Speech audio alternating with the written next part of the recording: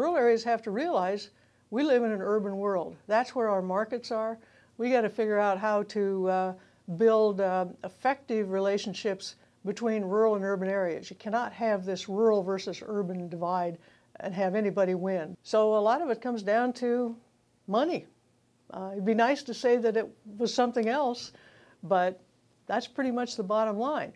The other thing that I think people can do is people need to really start to appreciate the resources that rural Nebraska has and make sure that we take good care of them. We're sitting on a huge amount of underground water.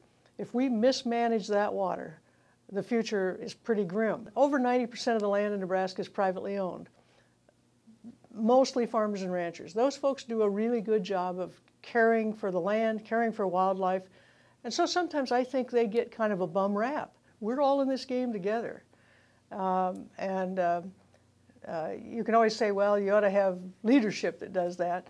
And that's fine, you do need good leaders, but I think individual citizens can be a lot more effective to start those conversations and start to inform themselves. Urban people ought to go out and look around a little bit, and maybe they ought to visit rural Nebraska.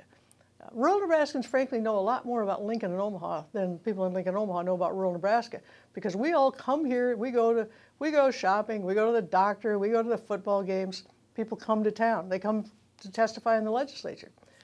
What takes urban people out into the countryside? Not much. And on the other hand, rural people can't just sit back and think, you know, you're all going to come visit and I'm going to tell you what it's like out here, because it just doesn't work that way. And so we need places like the university to bring people together. This isn't just about the economy, it's about the environment, it's about the social structure so that it's a livable place for the people that live and work there. And so we've tended to focus on those areas that we think where we've still got more work to do. We will see people in greater numbers moving back into rural areas. So we don't want to just tear them up and pretend like it doesn't matter what you do now, that you need to, again, using that line, being a good ancestor, maybe we want to leave a little something in place, quality streams and wildlife and well-managed farms and ranches, and not just let urban sprawl take over the planet, so that this place is a decent place for the next generation to live in.